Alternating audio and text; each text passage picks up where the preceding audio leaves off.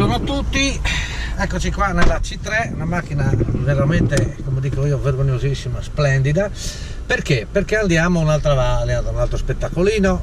Sapete che io vado a fare queste belle iniziative grazie all'amico Luca qua a fianco, perché non è che tengo io, non posso guidare, fare tutto, c'è una persona a fianco a me e c'è questo che le ha detto di sono andato in Austria, ciao, lei ti dice la verità, sono stato, sai, la casino là in Austria.